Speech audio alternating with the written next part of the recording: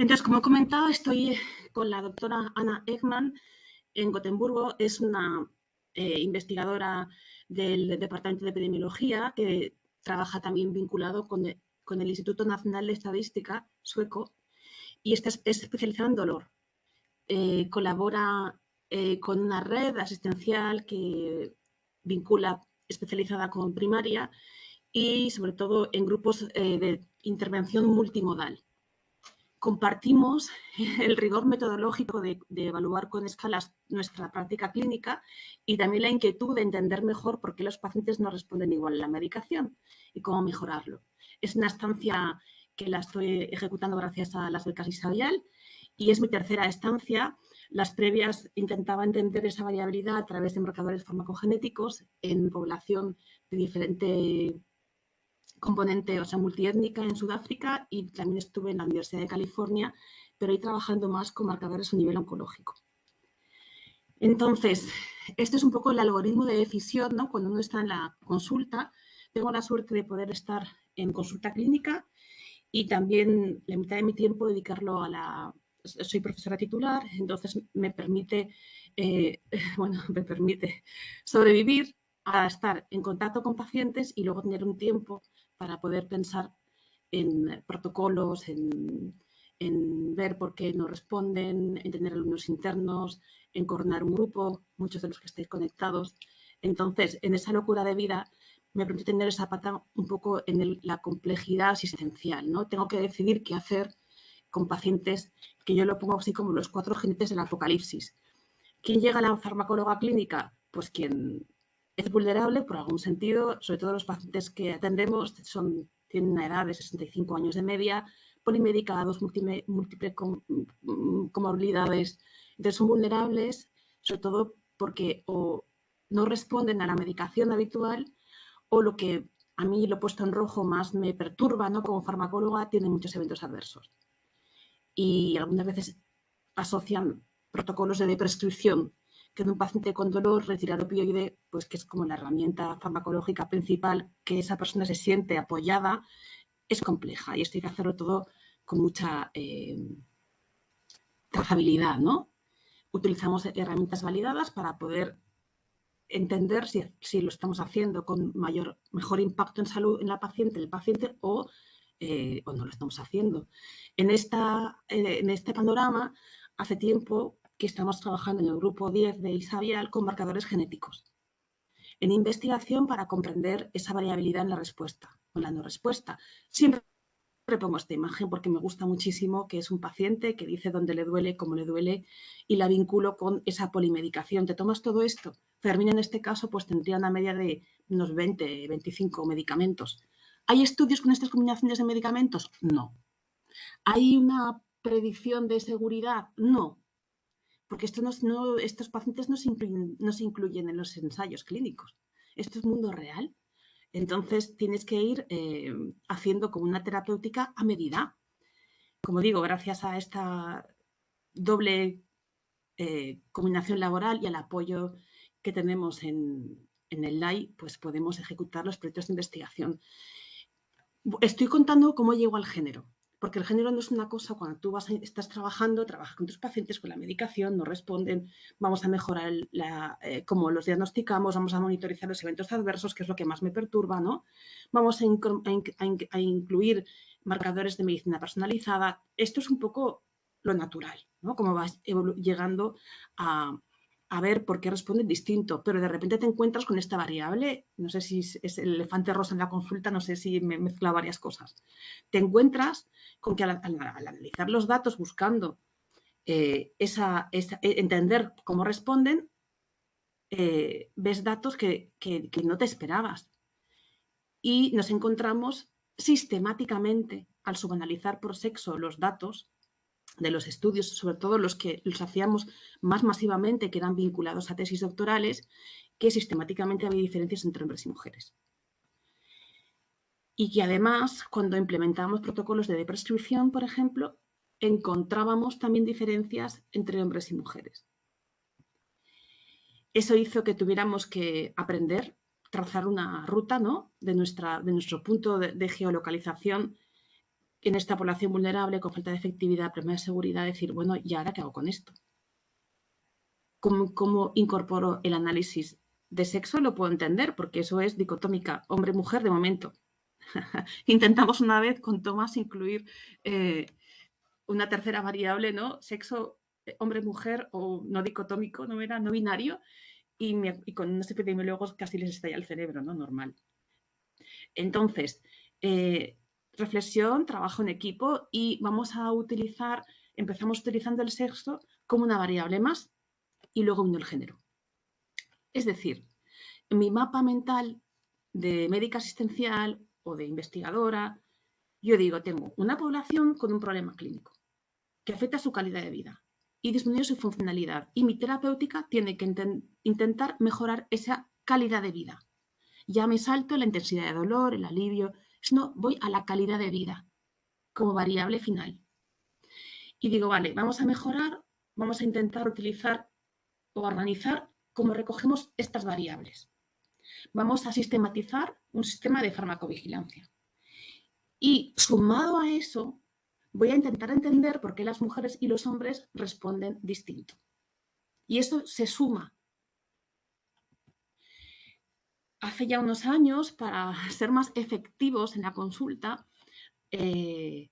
integramos las variables principales para ver ese estado de dolor en una escala. Es un trabajo de naturaleza interdisciplinar. Nuestro grupo, se puede definir por eso. Teníamos en el equipo en ese momento, por trabajos vinculados con la universidad, una terapeuta ocupacional, teníamos farmacéuticos, psicólogos y trabajamos con los epidemiólogos. Y entonces, en ese algoritmo de mentes, ¿no?, diversas, integramos en una escala variables de efectividad, seguridad, frecuentación sanitaria y calidad de vida. Y esto se publicó el año pasado, es parte de la tesis de Jordi Barrachina. Y también uno de los objetivos por los que estoy aquí es para establecer un punto de corte en esta escala que usamos masivamente en la unidad del dolor de Alicante. Estamos haciendo un análisis con clústeres de población para ver el que responde peor y el mejor y poder puntuar y graduar esta escala. La hemos subanalizado esos clústeres por sexo, por supuesto, a ver si los hombres y las mujeres se relacionaban sus variables de forma distinta, también por edad, situación profesional, y estamos un poco en este diseño. Y también esta escala permite calcular los años ajustados a calidad de vida, es decir, estudios de coste y utilidad, que nos ha costado bastante entender cómo vincular esa mejora posible del estado de salud con una mejora con una variable farmacoeconómica. A nivel de seguridad, tenemos varias líneas organizadas con tesis doctorales alrededor de... Escogimos dos porque porque eran innovadoras, no estaban siendo analizadas, como los problemas sexuales vinculados al tratamiento analgésico, y otros porque fue al revés. Tuvimos una derivación de pacientes a la consulta de la farmacóloga clínica con problemas de dependencia y hubo que pensar qué hacer. Obviamente, los eventos secundarios es la cara B, ¿no?, de la terapéutica, la que nadie quiere ver, la que el paciente sufre, pero nosotros habitualmente no estamos entrenados para recogerla sistemáticamente, salvo que sea muy grave. Entonces, como digo, el problema sexual fue una idea nuestra de investigación que hemos acabado incorporando en la clínica, incluso generando recomendaciones para introducir la disfunción sexual, su valoración en otras áreas. Aquí realmente esto fue de los primeros proyectos y entonces buscábamos inicialmente solamente disfunción sexual en varones porque trabajábamos con la andróloga. Pero fue esto que es lo que he contado antes, ese elefante rosa. De repente el 30% de mujeres decían que tenían impotencia sexual. ¿Y qué hacemos con 30% de mujeres, 120 sujetos con impotencia sexual en nuestra consulta ambulatoria de la unidad del dolor? Un problema que no sé abordar. Lo publicamos y es un tema que ha sido muy costoso generar un equipo interdisciplinar. De hecho, no hemos podido seguimos con los varones. Y es un tema que, que ha abierto a colaboración. Y desde esta detección asistencial hemos intentado generar marcadores de detección en saliva con niveles de testosterona e incluir también farmacogenética, ver variantes genéticas en personas que responden peor al tratamiento andrológico de rutina. Con la de prescripción fue al revés, ¿no? Teníamos muchos pacientes y teníamos que entender qué hacer. Y en este caso, cuando subanalizamos por sexo las variables, también nos dimos cuenta, hay un dato muy preliminar que a mí me perturba también mucho, que es que cuando prescribimos, las mujeres tienden a ganar un poco en calidad de vida y los hombres tienden a perder calidad de vida. Y eso lo he comentado con varias expertas de unidades de conductas adictivas, me dicen que también es un dato sistemático, pero en nuestra unidad del dolor hay muchas más mujeres que hombres, cerca del 70%, 65-70%. Habitualmente esto es un límite porque tenemos más población femenina y los datos a veces nos quedan un poco en el límite por falta del tamaño muestral. Entonces estamos generando un modelo de riesgo prospectivo para entender variables individuales de asociación de riesgo de tener dependencia, uso problemático de opioides y por supuesto el sexo es una variable que hemos incorporado. Junto con otras como la genética. Tenemos también, ahora lo comentaré, que por sexo el impacto de las variantes genéticas también es diferente, sobre todo en seguridad, sobre todo el CYP2D6. Si eres hombre o mujer, tienes un perfil diferente de secundarismos y el impacto, lo que influye la variante genética es distinta. Esto podría tener una explicación biológica a nivel hormonal, pero nuestras mujeres tienen una media de 65 años. Entonces, dentro de lo biológico, lo que puede abordar tener hormonas o XXXY o una inducción metabólica diferente biológica, sexo, es lo que está más a nuestro alcance para entender con las herramientas actuales. Y es lo que siempre incluimos. Os aconsejo que si podéis incorporar este subanálisis por sexo porque igual tenéis sorpresas como nosotros. Estos resultados son también de la tesis, parte de la tesis de Jordi Barrachina. Y lo que comento, sistemáticamente teníamos una edad mayor de las mujeres frente a los hombres, en este caso eran 3 años, la media está en unos 5, y una frecuentación sanitaria distinta. Las mujeres vienen más a urgencias y además tienen más cambios de medicación que los hombres. En este caso tenemos unas 350 mujeres frente a 200 hombres.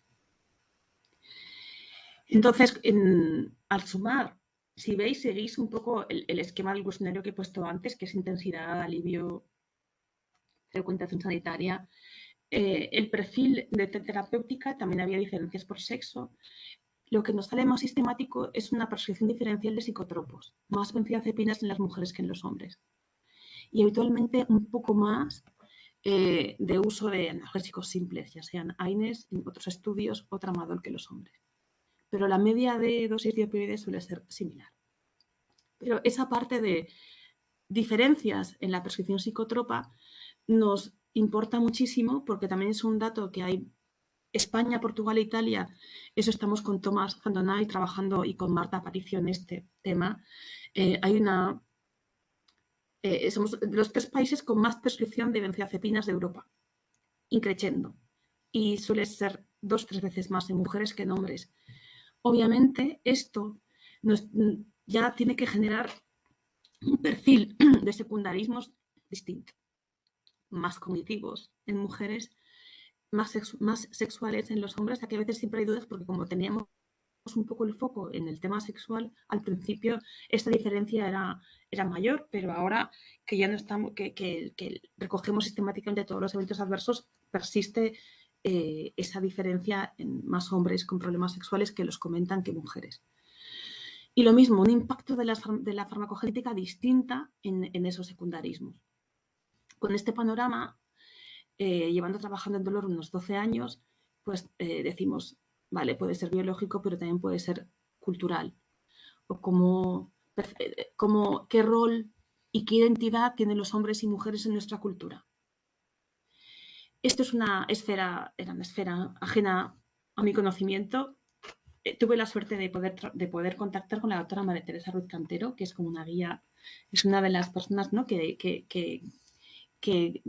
las que estoy aprendiendo mucho y que también gracias a ella escogí esta estancia en este grupo de investigación y empecé a entender cómo puede interaccionar el sexo y el género. De hecho, hoy está conectada a Alba, que está haciendo su trabajo fin de máster junto con Irene en esta área. Estamos intentando descifrar cómo incorporar esa valoración de la identidad y el rol, cómo ejecutas tu vida, cuáles son tus hábitos de salud, cómo, por ejemplo, estilos de vida, tu rol de cuidadora, ¿no? Cómo puede impactar en un dolor musculoesquelético, que es el que más trabajamos, y esa vivencia, cómo se traslada como al cuerpo. Entonces, tenemos la suerte de contar con ella, tiene un cuestionario que es cualitativo, es otra área que nunca habíamos tocado, con 21 preguntas en relación a cómo vives la enfermedad, si crees que hubiera sido distinta si eres hombre o mujer. Esto también puede afectar a cómo te medicas. Ella tiene 4 trabajos publicados sobre esta interacción en espondiloartritis, que es una línea de trabajo vinculada a la tesis de la doctora Vega Jovaní. Y entonces, incluso,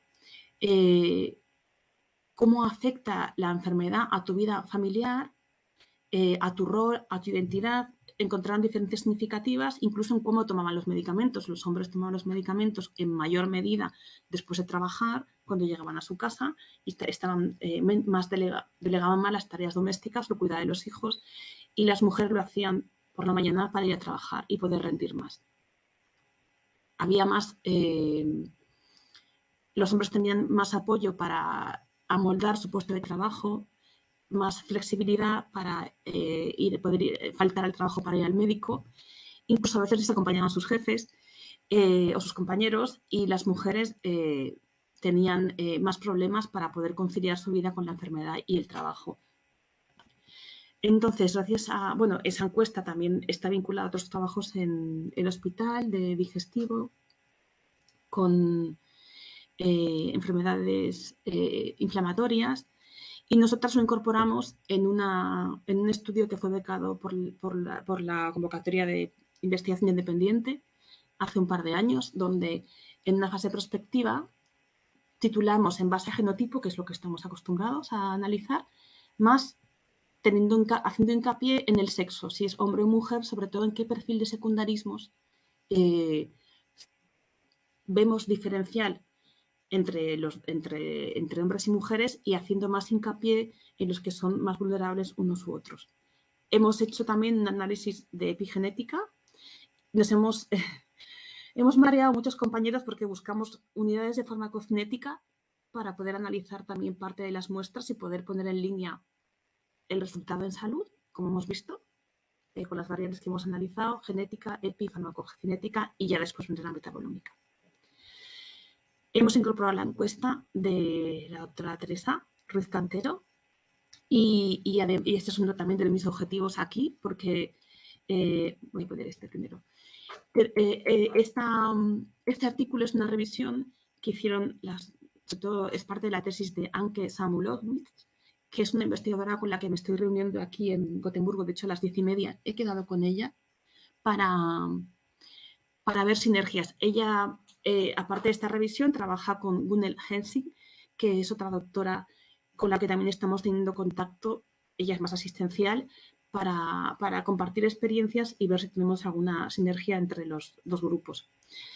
Aunque hizo también esta organización de las normas de género, los sesgos de género en la medicina del dolor, en el tratamiento.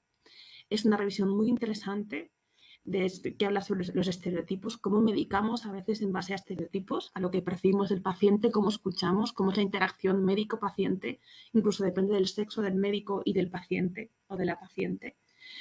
Y a partir de, con esa experiencia y con la de Teresa, intentamos aterrizar esa interacción de lo biológico, sexo, con la identidad o las normas de género. Como lo he dicho, la encuesta, he puesto varias preguntas de la encuesta de Teresa, y también trabajamos con la psicóloga Carmen Ramírez de la Universidad de Málaga, porque tiene un cuestionario que habla de la pérdida de funcionalidad en pacientes con dolor crónico, es decir, de lo que pueden hacer antes y lo que el dolor les impide hacer. Muchas de estas preguntas incorporan tareas de cuidado tareas reproductivas, no solo productivas, porque las bajas laborales sabemos cómo cuantificarlas. Una baja laboral, un estado laboral es fácil, o sea, esto estamos entrenados, pero para ver cómo pierdes capacidad en tus tareas reproductivas de cuidado doméstico, de cuidado de comunidad, esto ya no está tan claro. Entonces, con estas dos encuestas nos permite ver la experiencia de dolor según el género y las pérdidas de funcionalidad según tareas no solamente productivas. Y son dos cuestionarios, claro, son diseñados por dos personas, o sea, no, está validado el de Carmen. Son muy limitados, pero a día de hoy son las herramientas que tenemos. Estos ya son resultados del trabajo fin de grado de Irene. Hemos tenido que entrenarnos en cómo preguntar esto, porque no estamos acostumbrados. Nos gusta mucho decir dolor de 0 a 10, pero no cómo ha afectado tu enfermedad según si eres hombre o mujer en aspectos sociales, en productividad. Entonces, hemos cogido dos poblaciones, una derivada de atención primaria y una de rutina de la unidad del dolor, y tenemos unas 100 encuestas, 100 personas encuestadas con estas dos escalas, y hemos mandado los resultados preliminares a Teresa y estamos trabajando también con Carmen para ver cómo hilar, ¿no?, este análisis cualitativo con sus dos herramientas. Como veis, he puesto varias tablas. Una habla de cómo te manejas en condiciones de trabajo, sobre la adaptación del trabajo que he comentado antes, las bajas laborales, miedo a tener una baja temporal, cuando dejas el trabajo, al área social, sensación de estar aislado, o dentro de la esfera personal, desde el humor, temas de área sexual. Entonces, todo esto lo hemos organizado cualitativamente, lo tenemos como testimonios y lo estamos poniendo en común aquí en Suecia con el grupo de Anke y de Gunnel para ver cómo también, si la experiencia entre las dos unidades pues, bueno, es distinta y cómo vincularla.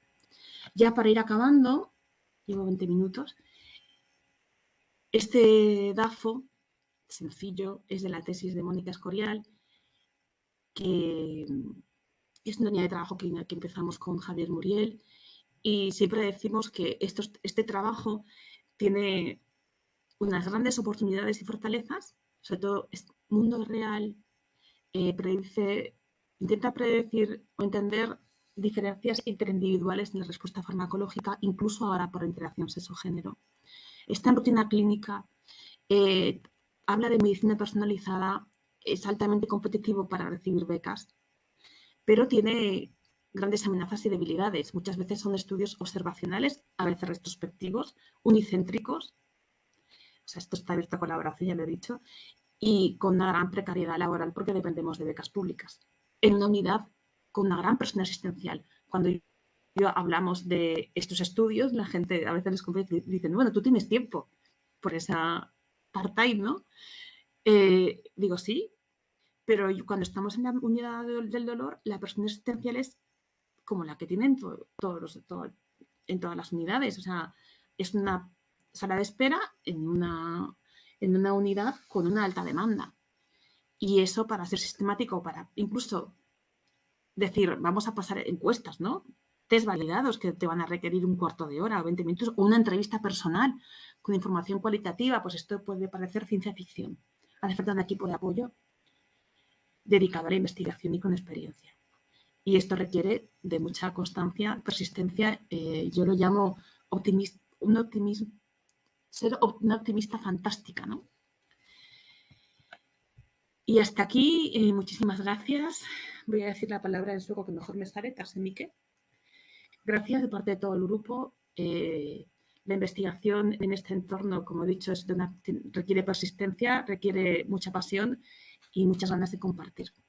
Espero que haya sido inspiradora en este jueves